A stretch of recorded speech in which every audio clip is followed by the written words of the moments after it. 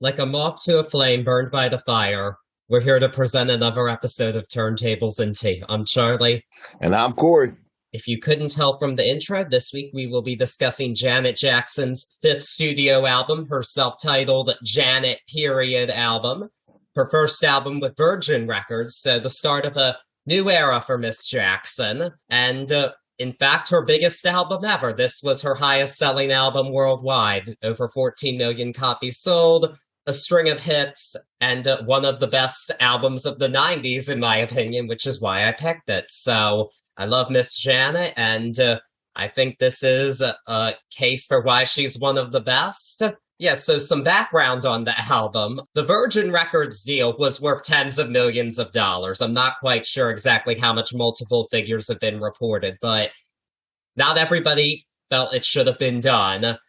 New York Times critic Stephen Holden wrote a story about how labels should instead spend money developing new acts, and he said that Janet was a producer-dependent artist, that she couldn't do it, and admittedly she'd had a very successful collaboration on two albums with Jimmy Jam and Terry Lewis, and of course was working with them once again. And there were also people saying she was just riding Michael's coattails, which is honestly a stupid argument, because if that were the case, every Jackson would have been as successful as Janet. That's a great point, but it's a very easy argument to throw at her. Like, oh, she's just another Jackson. She's only getting it because of this. But you make a great point. Like, if that was the case, then Tito would have a $40 million contract with Virgin as well, you know? Yeah, so would LaToya. Yeah, exactly. Like, they'd all be huge. So, no. But Janet really wanted to prove these people wrong. She wanted to say, no, I'm an artist. I'm a person. And that is why she named the album Janet Period. She didn't sell it with her last name on it, just to show, hey, I'm Janet. And she was moving away from the Jackson name. And this is a statement piece for her as a young woman, as a sexual being, and as an artist. Yes, this is an album all about sex for the most part. Yeah, we went from one sex romp to the next. We went from 99 to Janet Period. Yeah, that was her goal here, because she wanted to show she was growing up. She was almost 27. Actually, she just turned 27 when this album was released. She was a young woman, newly married in 1993. And she wrote songs that expressed how she felt about sexual relationships. And this was a change from what she'd done before. On Control, she asserted her independence. On Rhythm Nation, she tackled social issues. Here, she tackled her sexuality in a really groundbreaking way for a woman, particularly a Black one. This album has been credited for promoting sexual freedom in young women, particularly Black ones, through its songs and videos. Yeah, but at the same time, also promoting safe sexual experiences as well, which is great to see. Yes, and people did buy it, as I said. This was her best-selling album. It debuted at #1 in the U.S., and stayed on top for 6 weeks. In its first week, it sold 350,000 copies, which is still a huge total today. And at the time, it was a record for a female artist for first week sales. And it kept selling, and it sold over 7 million copies in the US and over 14 million worldwide. 6 top 10 hits in the US, and Virgin made the right decision, clearly, by signing Janet Jackson just with the success of this album, and she continued to be a profitable act for them in the future. Yeah, Virgin was smart for signing her, but also the publicity around this album is, in my opinion, one of the real reasons, or one of the big reasons that skyrocketed. I mean, I remember this Rolling Stones cover, which ends up being, you know, a cropped image for our album, but of her with no top on, and it's iconic. 2 hands holding her breasts. Now it's iconic. Then it was risque and taboo at the very least. Yes, and it's interesting because a few months before this, I don't like to compare pop stars, but Madonna released her Erotica album in late 1992, and Janet coming out with a sexual album, she got some comparisons to Madonna because it was so close after that, and Janet and Madonna have actually almost always released albums in very close proximity to each other. It's interesting how that's been. But Janet took a different route. She used a very different sound than Madonna did. This is R&B hip-hop sounds being used here. Madonna went for more of a dance house sound. And in an interview, this is what Janet said. Yourself going head to head with Madonna? It's dance music, I'll say that, which is very similar. I think, how do I put this? I think what I do has class to it. I'll say that. Well, I mean, it did have class compared to erotica. Yeah. You know, and as sexual as it was, it still has, in my opinion, a little bit of a not naive take, but a softer take on sexuality than of course, erotica. But definitely. And like I said, it was one that the public bought. This album did really well, as we saw, and definitely outsold erotica. That was Madonna's lowest selling album for a long time. So she became the hot name in the music industry through this era. She was the it girl. She was on fire. She was on fire. That she was. So with that being said, I guess we're ready to start in with this album. One thing I will note, this album has a lot of interludes, so do most of her albums. I'm not going to discuss all the interludes. Most of them are pretty pointless. They're just transitions in between songs. We're going to talk just about the actual songs. Well, I mean, while we're talking about it, what do you think the thought process is on making them actual tracks? I mean, 28 tracks if it's on your CD player, but I mean, some of these are like 2 seconds. They could actually be, they perfectly like are connected. It's so weird. I wanted to hear what you thought about that. Like, do you think there's any reason for it? The only reason I can think of is because this album's a bit over the place stylistically. There are different genres and sounds throughout it. Maybe they just wanted a more clear transition in between the different sounds used here, because there is a lot going on, but there definitely didn't need to be this many interludes. It just doesn't make sense to me. Yeah. And most of her albums have it for some reason. I'm glad on the last one she finally did away with them. And I hope she continues that, because who needs them? They're, for the most part, very pointless. The only one of note here is probably the intro Morning, and I only mention it because, well, one, it starts the album off, and Drake actually sampled it in 2013. So there's that, and we'll see quite a few callbacks here. There's a lot of samples on this album, and the songs on it have been sampled a lot. So it's a pretty interesting legacy to have. I first heard this album when I was 10, and I got it out of the library, and I pretty quickly loved it. I was shocked to see all the tracks, so I was like, how does the album have 27 songs? But of course, I found out half of them aren't songs. So the age of 10 was a year for you, man. You were listening at 10. That's glorious. I know.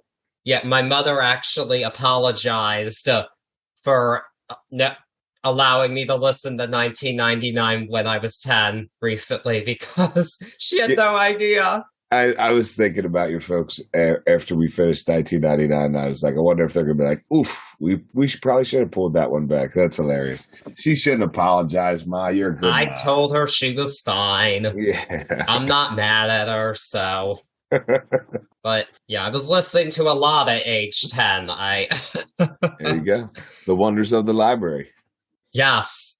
Thank God for libraries. Support your library, folks. Enough of this Amazon taking over the book world. If you want free books, go to your library. Not sponsored, but it's a great resource. I use it often for this podcast. So there's that. And with that being said, I'm now ready to actually talk about the 14 actual songs on the album, not those silly interludes. So that being said, I'm ready to start with the first official track. That's The Way Love Goes. I actually kind of want you to start off on this one, because I know you were around when this song hit big, and I just want some perspective on what it was like when it was out, I guess. I saw it written but it was perfectly said. This was like a perfect makeout album back then. You know, it was soft, and this opener is actually pretty soft. It's actually, in my opinion, laid back and casual, also sexy. It's not, for me, it was never, and even through these listens, it's never like one that blew my mind. It's a solid one, but it's laid back. It's soft, and it lets you ease into this album, so to speak. Most definitely. But this is one that even if you didn't have the album, apparently you must have heard it because it was a huge hit, actually. Interestingly, the label did not want this as the lead single. They wanted If to be the lead single instead because they thought, well, we can do a dance video with that. But Jam and Lewis said, no, we want to just kind of do something like Sade and just have the song announce itself. And that ended up working out very well for them. And this also was a new sound for Janet. This was her first single to really have two prominent samples in it. There are two here. There's James Brown's Papa Don't Take No Mess and Impeach the President by the Honey Drippers, which is one of the most sampled songs in history. Hundreds of songs have used that sample. But the Brown one was cleared, and James Brown actually demanded to see the song's lyrics before clearing the sample. Really? Yeah, because he said rappers had put filth over his beats before, and he didn't like that. He wanted to make sure this was for appropriate, I guess, for him, even though James Brown was a wild man, as we all know. It's sort of hypocritical, but... yeah, very much so, actually, because, James Brown... Whoa, crazy man. Yeah, this is a very low-key make-out kind of vibe. It's very sexy, and I love this just hip-hop groove. It's very, I don't know, it's very relaxing, and I love the backing vocals on it, the deep male voices and the softer female voices. It really helps just create an ambiance for both the song and the album, and I've always really enjoyed this song, and so did a lot of people. It was a #1 hit for 8 weeks, and that makes it both her longest-running #1 hit and the longest-running #1 hit by any member of the Jackson family. Really? Yeah. Wow. Which is shocking. This beat both Billie Jean and Black or White by 1 week at the top of the charts, which seems crazy, and I don't think this is as good as Billie Jean. I'm not gonna say that, but I've always really liked this song, and it's one that a lot of people remember well. This is actually her second most streamed song on Spotify, one of two by her that has over 100 million streams. Wow. She was also inside of this whirlwind of publicity too, so that I feel like that had to have aided it. I mean, that Rolling Stone cover alone is reminiscent of what you might have felt when the wardrobe malfunction happened. You know what I'm saying? Like, it was news for a long, long time. If I'm correct, I think the Rolling Stones cover was actually covered up by like a slip. It might have been. Well, I wasn't there. I'm almost positive on that. But yeah, I would only imagine that helped keep it up there at the top for 8 weeks. Oh, probably. And I think the video certainly helped her too. Janet is a visual artist, very well known for her videos, so I have to discuss the videos too. And this video, again, just kind of emphasized the chill vibe of the song. It has Janet just hanging out with her friends, dancing a little bit. Of course, she's wearing a crop top, so you can see her belly button, which was world famous during this era. And her husband at the time was directing the videos, correct? For the most part, yes. They had a very close professional relationship in addition to their marriage. And another really interesting thing about the video, one of the friends in it is played by a young actress named Jennifer Lopez. You might have heard of her. I thought that was her in the starting when she's sitting there. Yep, that's her. She puts on the full Latina accent too. Yeah. She looks like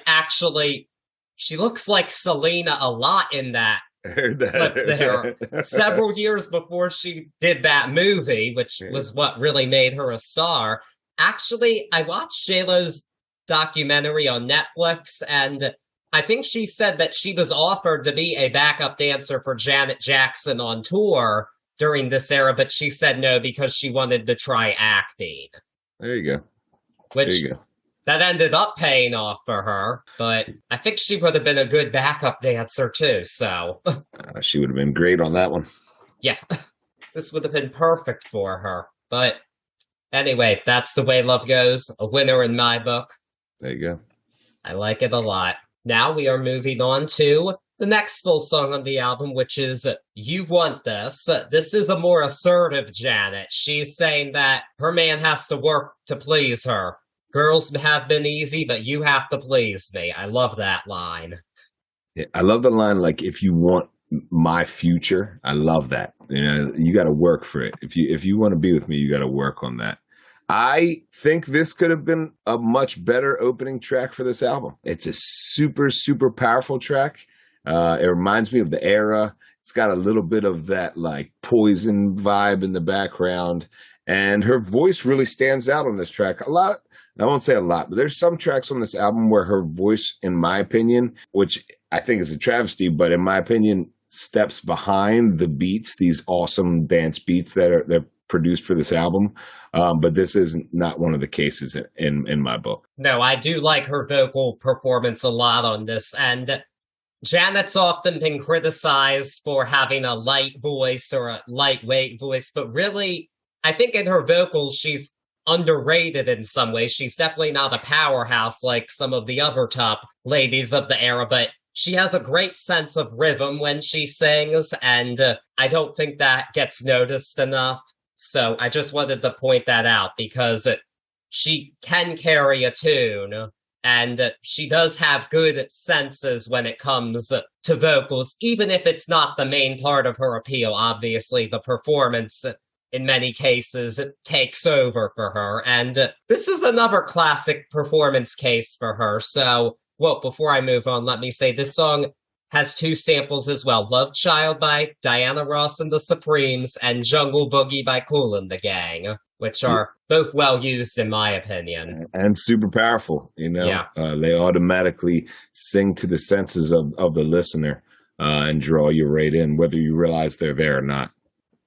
Yes, but this was the 6th single in the US. It ended up being the last single in the US too, and it was a top 10 hit. It made it up to number 8, but for the single and video, MC Lyte did a guest verse, and the video for this one's a lot of fun. It was filmed in Palm Desert, California, and Janet and her gang of girls are basically teasing a group of guys the whole time, and it was inspired by a film called Faster Pussycat Kill Kill. Really? Yeah, I've never seen that movie. I hadn't heard of it until I looked that up, but I think it's a fun video, and it has some awesome choreography, like most of Janet's videos. She definitely can dance, and this might be my favorite video from the album. It's just a good time, in my opinion. It is a good time. This track is a good time. I really enjoyed this one. Oh, good. Did you not remember it being a hit, though? No, I wasn't super familiar with this whole album. Like, you remember it, but it wasn't a part of my staple back then. That's fair. Yeah, 90s were all over the place musically. Everybody had different things that they focused on genre-wise, and the genres were more separated, I guess. It wasn't as much of an umbrella then as it is today in some ways. Yeah, no, not at all. Today, I feel like you get a little bit of everything, regardless of what you turn on or where you're at. And that probably has to do a bit with the streaming mentality of today's listeners. But you're right. The genres were in their own groupings. Most certainly. And I think that's interesting in a way, and it shows just how everybody had their own thing they were going for back then. So now moving on, we're on to track number 3, another hit from the album, what the label wanted to be the lead single, If. This has 2 samples in it. Someday We'll Be Together, once again, Diana Ross and the Supremes. Though not really the Supremes, actually, but that's a story for another time.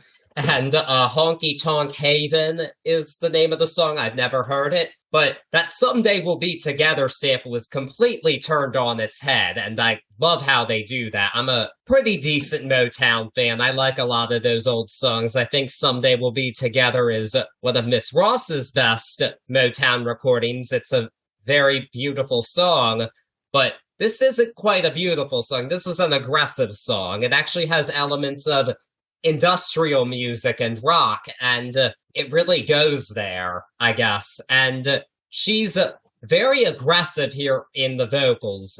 She's very aggressive in her lust for this man. This song's all about lust. This is a very horny song. And she gets sweeter on the pre-chorus and the chorus to kind of make it sound, oh, it's still nice. I just really want to have wild sex with you, but isn't this nice, kind of? Right. But that's that softer touch I was talking about. She's still saying it, but it doesn't pack that much of a punch. no, it doesn't. But I mean, this one's a banger. I've really always loved this one. And it also, even though it's new sounds for Janet, it is a bit more reminiscent of what we got on like the Rhythm Nation album in its sound in some ways. And I think that's a good thing because that's a fantastic album. And she really, I don't know, I love her vocal choices on it. The production here is very impressive, still to this day. It's one of my biggest notes on this song is the production is phenomenal. It's a great track period, like you were saying. For me, I would like to see this somewhere else on the album because it has a little bit of the you want this vibe to it, where they have these similarities. And I feel like it could later down in what I feel is like a slower part of the album, it could have really benefited from having this later on. I don't think you're wrong. I'll say that, because we'll get to the second half of the album. That's a bit different than the first half. But I will say I don't love this album overall as much as some of the other ones that I've picked, but I want to talk about the high points because I feel those are truly phenomenal, and the good outweighs the not so great here by far. Agreed. So that's why I picked this, and I just love its influence on everything, and this one was another big hit. This was number 4 on the Hot 100. There were 2 huge hits above it, both Dream Lover by Mariah Carey and Whoop There It Is by Tag Team. Yeah, this wasn't going to compete with either of those, because Whoop There It Is still inescapable at some place. It's always inescapable. Yeah. I wasn't around for it, but it's never disappeared, that one. Yeah, like a bad rash.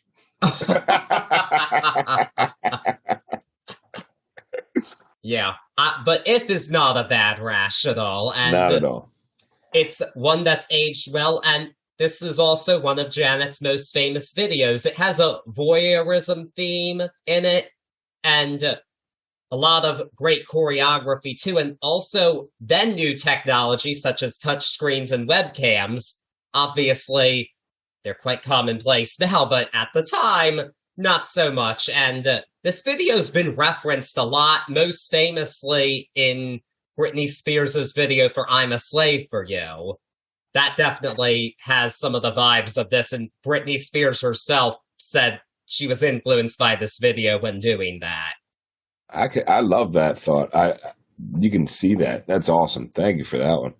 Yeah, and that's also an iconic song and video right there. I'm a Slave for You. So, and this is another case of Janet kickstarting a choreographer. Tina Landon became really in demand after her work on this video in particular, and she didn't become quite as famous as the choreographer Janet worked with on the Control album, but she still made a name for herself in that world. So, you know, not everyone can be Paula Abdul, I guess. No, but the choreography in this video was insane. Yeah, Janet was insane with her moves in her prime, and she could still move, but in her prime, there was no topping that. And that was something she had over everybody at this time, were her moves. So especially in a climate where you got Whitney, Mariah, Madonna, and you might not be the most profound singer, that aspect, that performance aspect of who she was and what her music was and what her shows were is huge in my opinion, because without being a super talented performer, I don't know if we'd necessarily see her critical acclaim throughout her career. I don't think you're wrong about that. I do think her music is good. She's made some great songs and albums, but it's all been elevated by her visuals, for sure. Definitely. And that's something we can continue to say to this day for artists. So there's that. Now, the next song on the album was not a single, and it didn't have a video this time. This is a rockier song on the album, and it's a pretty standard breakup tune, and another assertive vocal performance. This is actually kind of a precursor to a song on her next album, The Velvet Rope, called What About?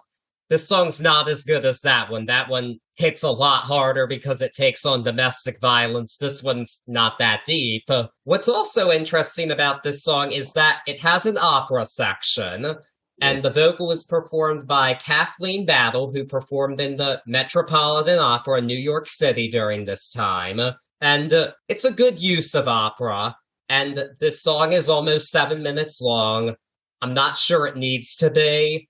I don't think there's enough lyrically to justify that length, even though I do like the opera. I think that it's very unique, not something a lot of people have done. It does elevate the song. I applaud the risk taken. This song still doesn't need to be 7 minutes long, though. Yeah, no, you took the words right out of my mouth on that one. I love the use of the opera. And just like you said, it's such a unique thing that not really anyone was doing. And the way she used it was great, except at that 4 minute and 42-second mark where it's almost 2 minutes of opera. That sort of takes me as the listener, in my opinion, out of this song. I think it could have been 5.5. You still would have got the power of the opera, even if you wanted to give it a little segue there. But close to 2 minutes for me was a bit long on that. I don't disagree. It didn't need to be as long as it was. Still a cool song, just could have benefited from some editing. Yep. That's all. Definitely doesn't need to be longer than Bohemian Rhapsody, which it is. That's pretty mind-blowing. It actually is. So oh, shit. There's that. And now, I'm excited to talk about this one. We are on to Throb, and I have a story about this song. So when I checked this CD out, I saw on the track listing there was a song called Go On, Miss Janet before it, which I learned was an interlude, but I thought that sounds like a cool song. I'm going to skip right to that one. But it's a very short interlude, and next up I heard Throb at 10. I probably shouldn't have, but however, I'm glad I heard the song because it's an awesome song. This is a 90s house track. That's straight up what this is. This is the closest to the Madonna sound of the time. And she doesn't even try to do sexual innuendo here. It's pretty straightforward. I can feel your body pressed against my body. Okay, we know what you're talking about. There was no sugarcoating it. I feel like this would also be a great workout song, though. It has that rhythm to it, you know? Yeah, right off the bat, it reminded me of early Baltimore clubs. So I was immediately attracted to the song. But I even have it in my notes. It took on a more Madonna-esque quality as it went through. Was Vogue a thing before this came out? The song yes. Vogue? Yeah, it really mimicked Vogue's stylings, in my opinion. It is that sex song, though. It is her sex song, and it's that club sex anthem, if you will. You know, yes, it is. I mean, what did they say? Didn't the start DJ Make Me Wet? Yep. Yeah, I mean, it reminded me of some dirty old Baltimore club. Wow. I wasn't around for that era, but Dude. I guess that was maybe what they said there, because she does get down and dirty with this one, but it is a club banger too. You can definitely dance to this one. And this song was only officially released as a single in the Netherlands. airplay only in the US. Somehow it made it up to 66 on the airplay charts, which that says something about her power at this time, because this isn't really radio friendly because of the lyrics, which aren't necessarily appropriate, but... Yeah, but that beat is radio friendly. Like you yes, said, it speaks volumes getting up to 66. That beat is super radio friendly. Oh, yes, it is. And interestingly, this is obviously a fan favorite, rightfully so, in my opinion. And in 2018, Janet received the Billboard Music Award for Icon. She did a performance, and typically an artist who does this performance goes to perform their biggest hits because it's a career-spanning thing. But interestingly, Janet did this song in her performance right after she did Nasty, even though it's not one of her biggest hits. But I thought it was interesting that she did this song, and everybody was jamming to it, because you can't not jam to that beat, of course. That's real. But it was interesting that she picked this over a bigger hit, I thought. But I think that says a lot that people really enjoy this song. So yeah, and maybe it says I would like to hope that it says that she loved that song. You know, when you're picking songs for your Icon Award, I think hopefully she had a blast doing this one. I hope so too. She looked like it, because she was up there still kicking ass with the choreography, even at over 50 at that point. There you go. So yeah, I don't know how she was doing that, but she did that. So good for you, Janet. Love to see it. And now we're on to the next song. Another big stylistic shift for us. This is maybe the biggest shift on the album, maybe, because this is a change. So the next track is What'll I Do? This is a cover of a song from 1967 by a singer named Johnny Day. Not a big name, but he was on Stax Records. And I believe he collaborated with Otis Redding at some point in time. And this one has live instruments, which is also a big change for the album, because before this we have a lot of samples and electronic beats. It's a lot of computers before this. This is all live instrumentation, and it's the one song on the album not produced by Jammin' Lewis. It's produced by Jelly Bean Johnson, who was the drummer of Morris Day in the time, which Jammin' Lewis started off in. So that's awesome. I didn't know that. That's great. Yeah. I really enjoy the classic soul feel of it. Like, it has that Muscle Shoals sound. Like, this is a beat I could have heard Aretha Franklin singing over in her heyday. Like, in the late 60s. It gives me that vibe.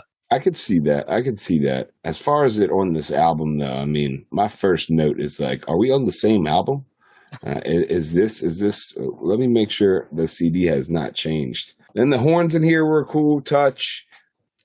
This is the one. This is the gun to the head. What's your least favorite track? I think it's going to be this for me on this. It switched up too quick for me into the different sound. And it was musically pretty empty for me. You know, that riff just keeps on repeating and repeating. And I believe we only get 2 real choruses, or 2 like mini choruses almost. So here's the funny thing about this being your least favorite on the album. What up? This is a fun fact, because I know you'll love this.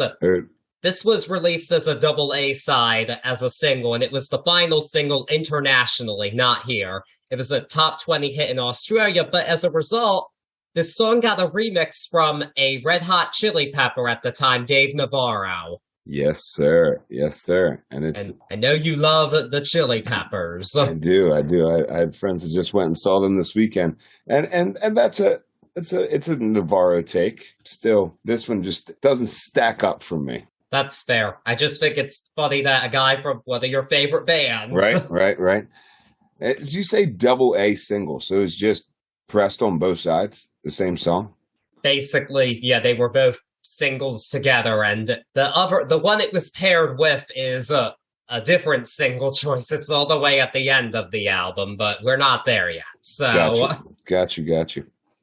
Before that, we have a non-single on here. I guess your track number 7. It's the right. 7th actual song here. Funky Big Band. This one, I feel like the title says what they're going for here. That's the sound that they're going for. She's inviting you to the Lenox Lounge. And I feel like she's paying tribute to her musical forebears. I mean, she even mentions Harlem in here. I like that she did that. I wouldn't call this a highlight of the album, but I think it's solid.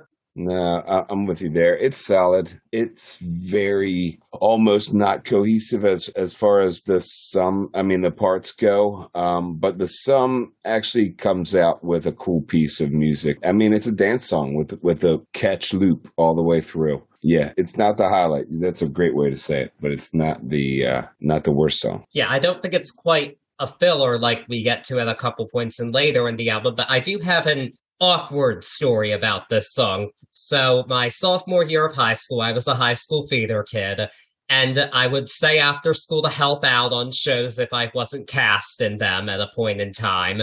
And I was at that point still. And one day I hooked up my iPod, phone at this point. I hooked that up because I wanted to hear my music and not their damn show tunes, because that was all they played and I got sick of that shit.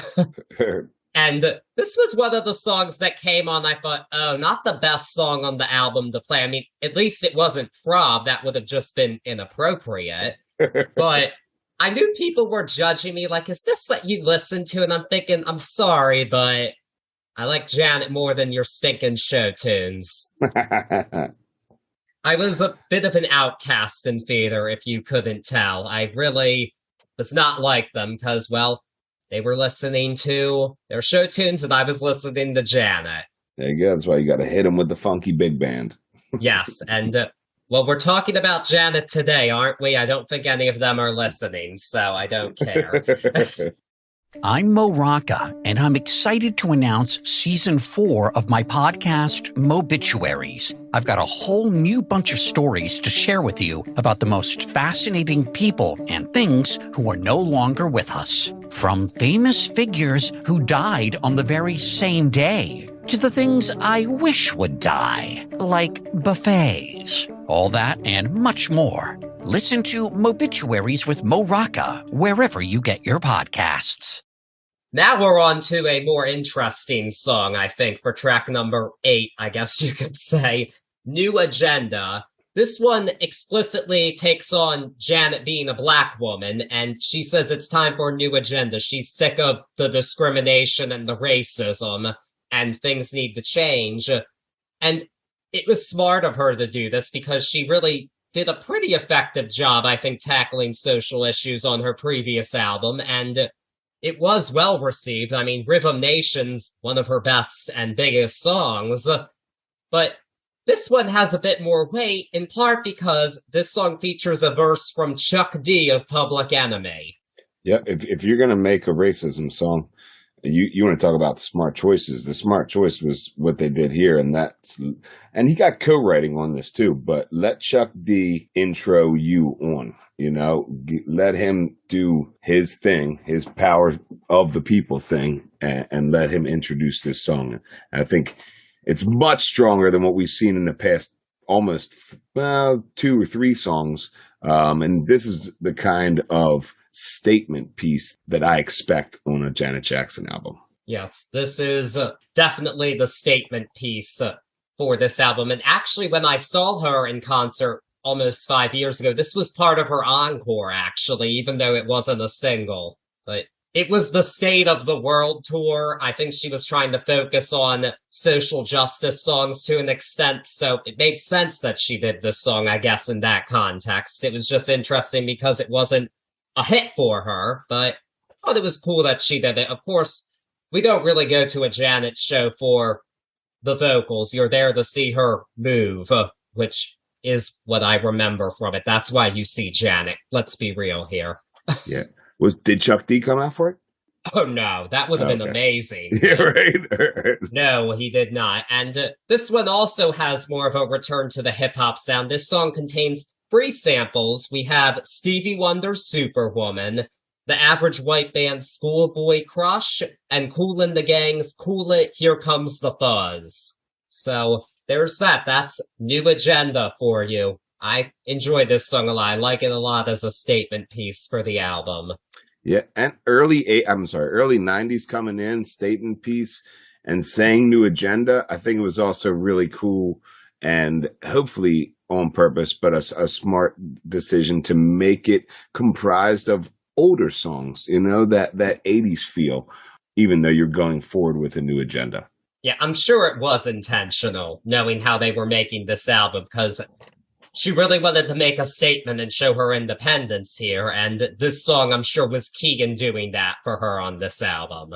Definitely more so than the next track on the album, which is Because of Love. This is a more lightweight pop tune. It's very retro style. This song's always given me Motown vibes, which I enjoy. I don't like it quite as much as the Motown samples used on the album, but this is a cute song, and I think that she does these songs really well. She had success with them before.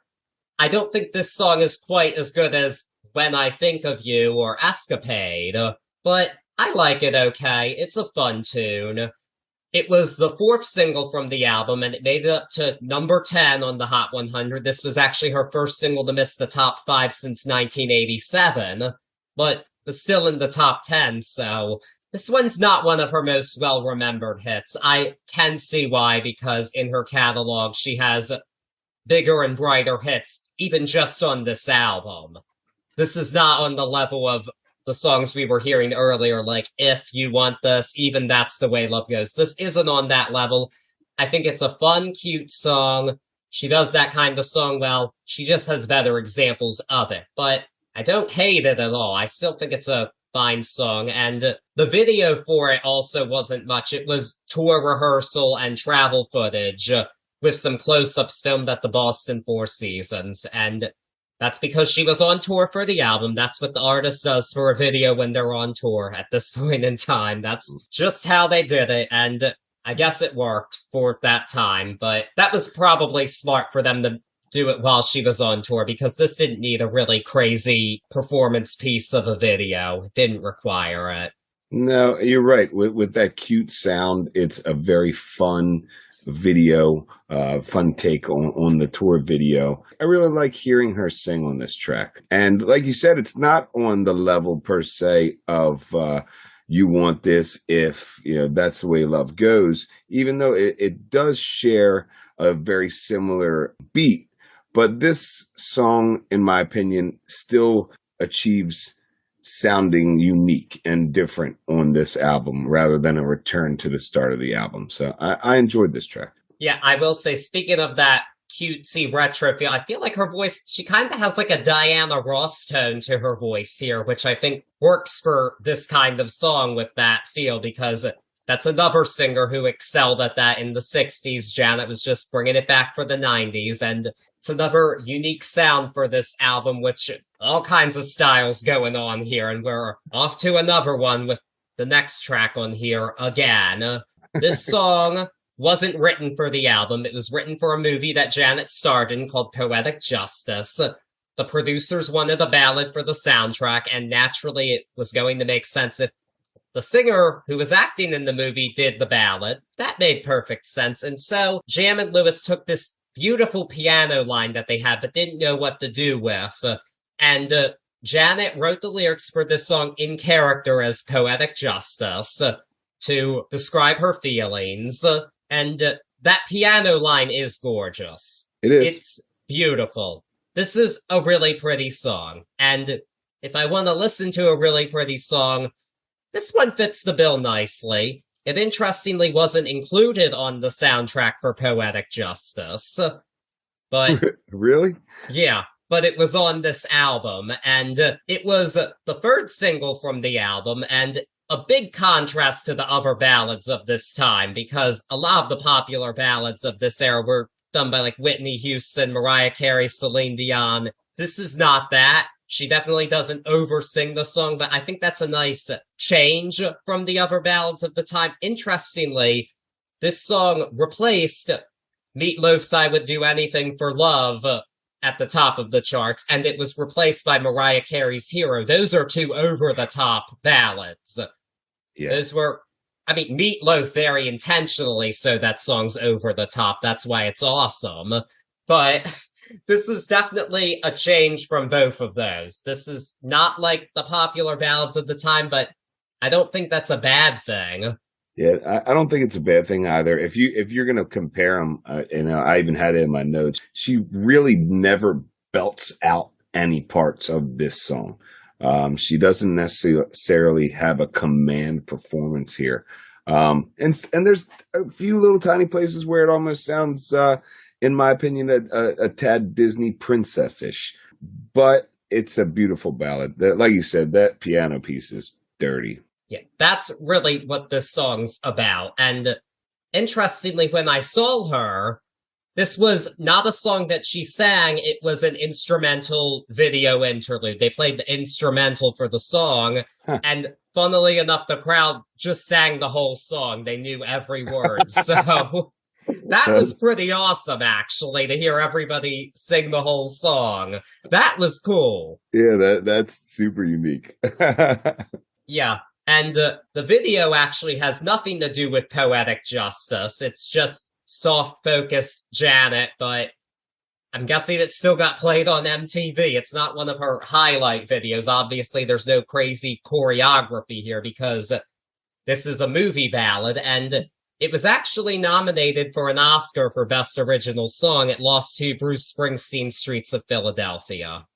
Man, she went up against some tough competition throughout this part of her career. She really did, but I guess she stood her own because she had a lot of success with it. So, yeah. And this song actually got a sample on a song when I was in middle school. There was a singer named Ayaz. You might know his hit Replay. Got my iPod stuck on Replay.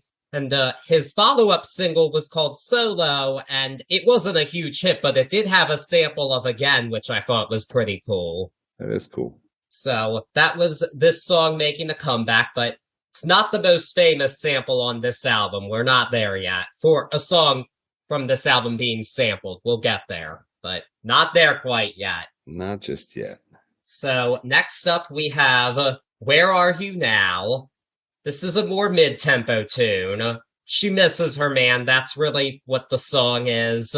This one's always been a filler for me. This one it's just a filler. It's pretty generic 90s R&B, and that's not a horrible thing, but other songs on this album are not generic R&B. This is not a generic artist. She's above this, and this is just not one of the better songs on this album at all for me. This one, it's always been filler. I was kind of surprised she actually did this live when I saw her in a medley with the following song on this album and Come Back to Me from Rhythm Nation. She should have just done Come Back to Me. That was an actual hit, not this boring album track, because this one's never really cut it for me. This is not one of my favorites. Yeah, and it's a song that's produced really well.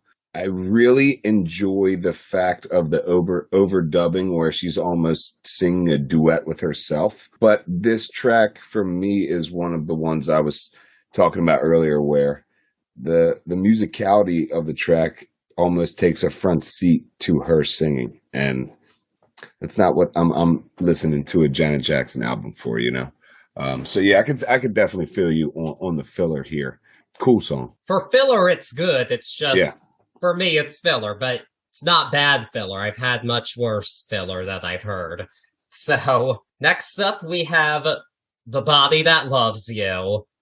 This is another filler track for me. This is a generic R&B slow jam. This one's never done it for me either. I would say this is my least favorite on the album. This is redundant. There's a much better example of this kind of song coming up. There was a better example of it at the beginning of the album. This is just redundant. I don't get it. It's redundant and it's odd. It's got this like odd bossa nova type beat behind it, and it doesn't make sense. I'm with you. It's just an odd song in my opinion. Yeah, not a favorite of mine. I feel like they could have found something better recorded during these sessions. to replace this with, because especially this late in the album and 2 songs after you have like a very slow ballad. I don't understand the placement or the pick here for this album. neither do I. I feel like they could have just done something completely different. There were several songs that were released as B-sides during this era. I feel like any of those probably would have been a better fit than The Body That Loves You. This is just a very filler track for me. I hate to say it, but yeah, gun to my head, this is my least favorite here. This has never done it for me. I've known this album for most of my life, and I still can't get behind The Body That Loves You. I don't love it, so this body doesn't love that song. Fortunately, that doesn't last. We're on to a good example of a slow jam. Anytime, Any Place. It was actually hearing this song again recently that inspired me to pick this album. So for those of you who don't know, I work at a restaurant, and it's a pretty conservative restaurant, I would say. And when you're in the dining room, you have to listen to country music all day, and it gets old because it's the same songs over and over again. And I'm sick of it. And one day my manager switched it to an easy listening station, which had some kind of 101.9. That's a light FM station here in Baltimore. Some of those kind of hits, but also quite a bit of 90s R&B, which I enjoyed. And this was one of the songs on there. And my coworker said, Janet Jackson's on. I'm like, wait, what? And I heard that it was Anytime, Any Place. I'm like, is this real right now? How is this playing at my job? But I was so happy it was playing at my job. But this is a freaky song. This is about getting down in public. There's no other way to say it. She does not care. She knows people are watching. She doesn't give a damn what they say. She's anytime, any place, doesn't care who's around. She's letting her freak flag fly with this song. There was no shame here at all. And I love that she did that. And in addition, it's a really well-produced R&B slow jam, I think. It definitely is. And for an album where she was in the press talking about coming into her sexuality, or more so coming into being okay with sharing her sexuality with the media and with the world, she didn't hold anything back here. She let them know. And the people actually responded really well to this. In a way, I'm surprised this was a single because it's so frank, but it also wasn't a song you were going to deny. This was the 5th single from the album, and it was a hit in the summer of 1994. It made it up to number 2 on the Hot 100. It was blocked by All for One's I Swear. Take me back there. Taking me back. The video for this one isn't very choreography heavy at all. It has her with another man, and she's just in that soft focus lighting. They loved that during this era, and they're just having some fun canoodling. That's the best word I can use to describe it, is canoodling. But interestingly, the hit version of this song that was often played was not the album version. This song does break the 7-minute mark. Yeah. So it had to be edited, but there was a completely different remix used that was often played on the radio. Unfortunately, it was done by a bad guy, so there's that. How long did the radio edit end up being? It was still around 5 minutes almost. Okay.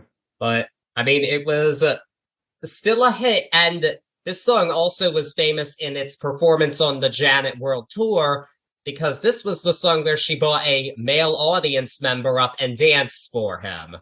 And this became a feature of Janet's shows throughout the years. She did it for a long time, and Britney Spears has also done it many times during her live shows. I don't think Britney did it as well as Janet, but admittedly, Britney was being forced to perform because that was being done during the conservatorship, and she didn't really want to be doing this in Vegas, but she was, so no wonder it wasn't as good because, well, she didn't want to be there. Janet actually wanted to do it at this point in time. She doesn't these days, which I understand why she wouldn't now, but at the time it was really iconic. And this song got a big comeback in 2013. It was sampled on a Kendrick Lamar song called Poetic Justice that he did with Drake. And that song became a top 40 hit. It made it up to 26 on the Hot 100. And Kendrick Lamar's done a lot since then. I don't think today it's one of his most well-remembered songs, but it was pretty impressive that he brought this song back for a younger generation in a way. I think it's awesome that he did that. Yeah, especially on a track named Poetic Justice. Yeah. You know, you put some Janet on there. That's a cool layer there. Yeah. I mean, it would have made more sense, I guess, to sample again for Poetic Justice, but this was probably a better song to sample. Again, it had already been sampled, so this was something different, I guess. And for the most part, it ends the album. We have a couple interludes after it, but then there's a hidden track. This is a staple of the 90s, I feel like, the hidden track on the CD. And it's usually really unrelated to the album, and this one definitely is. Ooh, you talking about same album question mark again? Like, what is this? Is this even Janet Jackson? Yeah, I wonder if it is. The hidden track on the album is called Whoops Now, which already by the title, what is that title? Like, what? Yeah. I'm already confused. This is another cute song. This is extremely lightweight. This makes Because of Love sound like a heavy statement piece. This is... You're right. It's so like light and like, I don't know, maybe it's just my opinion, but like out of character for her. This is like looped happy pop with like some summertime montage going on behind it. It's a very, in my opinion, it's like a very young track, like young pop track. Definitely doesn't sound like her. No, this is something I feel like she would have done on one of her really early albums when she was actually a teenager, not as the Janet we're seeing here, that's for sure. Yeah. And yeah, this song is about a girl's trip that Janet can't go to because of work. But next time she's doing it, whoops now, sorry I can't go. So basically this is a FOMO song before that term was coined. That's what this is.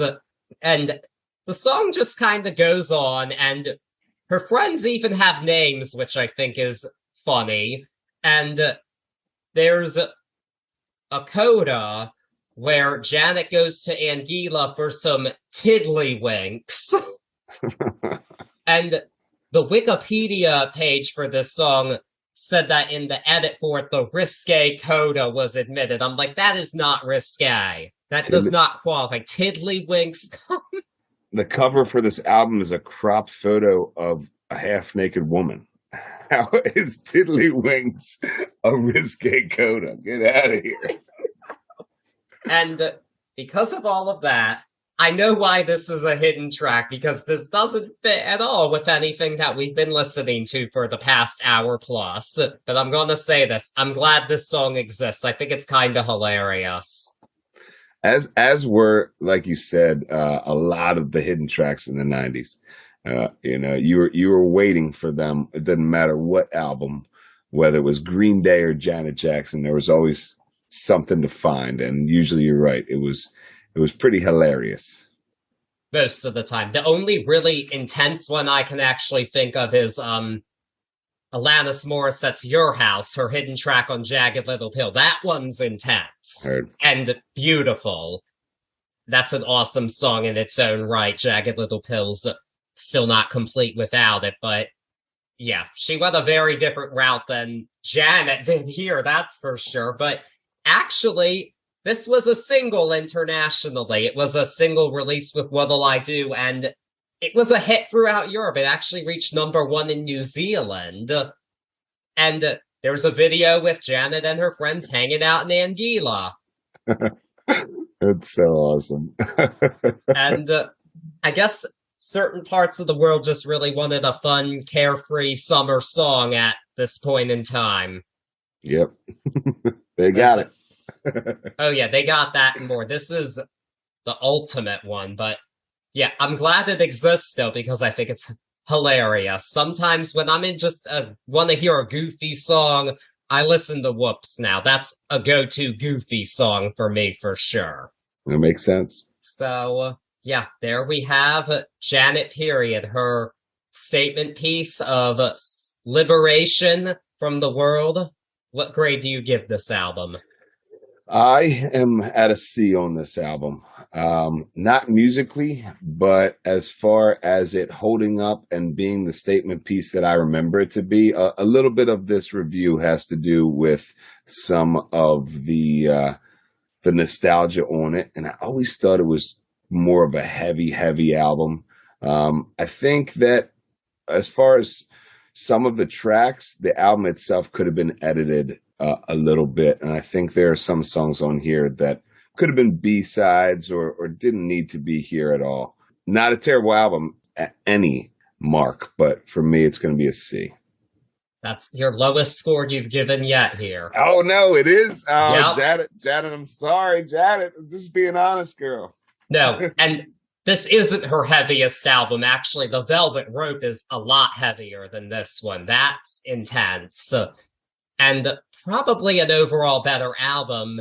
I'm going to go A- on this one. I do think there are a couple big filler tracks on here that I could do without, but I think that for her time, she made an incredible statement piece, and the best songs on this album, I think, really hold up, and I've always really enjoyed the high points of this album, and there were a lot of them for me, and that's why I picked it, because the high points of this album are some of the best songs of the 90s for me, but that's just me as a listener. Not everybody would agree with that, but I enjoy this album, and I love the ambition of it too. She really did some new things here, and in some ways, this is more adventurous. I feel like, I don't know if she quite, other than The Velvet Rope, I feel like she's continued to go back to this album and do the themes from it over and over again, and not with the same amount of success as she did here.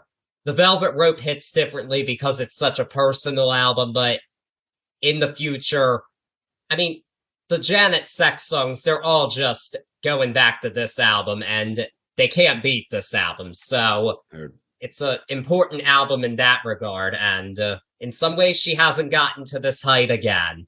So that's why I think it's a good album to discuss.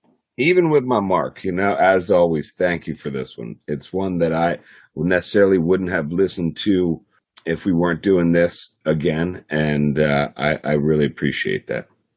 Glad to hear it. And I'm guessing this isn't like a CD you had back in the day either. Nope, I never had this one on CD. This wasn't in the CD book. I had a feeling. But I mean, you couldn't, like I said before, you couldn't get around knowing what this album was at the very least, or knowing that it was there at the very least because of the whirlwind of media that it had at the time. Yep, that it's did. What is your favorite song on the album? I gotta go Throb. That Baltimore club spoke to me. That style spoke to me. It's not one that I knew, and it made me jam. We have the same favorite song on the Yeah? album. Mine All is right. Throb, yes. Oh, always loved Throb. It's down and dirty and funky, and oh, yes. It's Can't those get Baltimore- enough of it. It's those Baltimore roots. You don't even know it, but the Baltimore club lives inside of you. I guess it does. I'll take it. And now, I'm prepared to be surprised. You have to tell our listeners what your 90s pick is. if My you've decided 90s it. pick, we're going to go with in my opinion, one of the most iconic 90s albums, and that is Nirvana's Nevermind.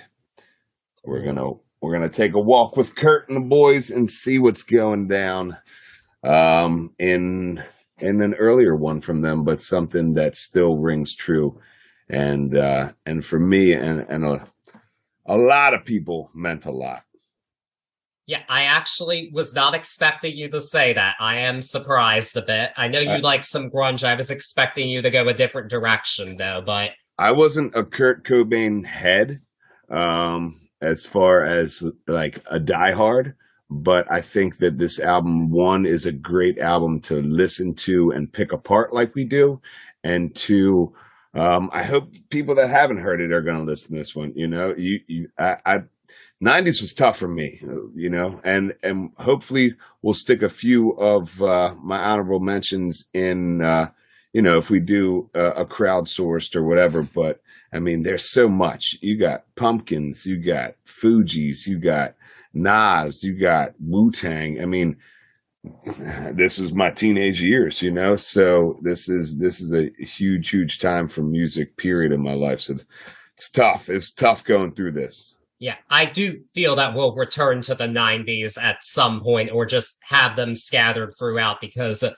there is a lot to discuss, but I'm going to say it now. This is an album I have not heard all the way through. I obviously know the big singles off of it because everybody knows those, whether you realize it or not, but this will be an interesting one. I know it's maybe shocking to some I haven't heard the whole thing through, considering how well-known this album is, but it'll be a bit of a first-time thing for me, and I'm always excited to do something new, so... That's awesome. That's what I was going for there, so it's going to be a cool one. Alrighty, well, in the meantime, follow on Facebook and Instagram at Turntables and Tea Podcast, and subscribe wherever you're listening to us. Leave us a nice review, too. We would really appreciate that. That helps us move up in the algorithms, so more people can discover us. That's what we want here. So, until then, try not to Nevermind, because we will be doing Nevermind, but you're going to want to listen to it. It'll be one we can't miss. There you go. In the meantime, go anytime, any place if you want, and we'll see you next week. Peace.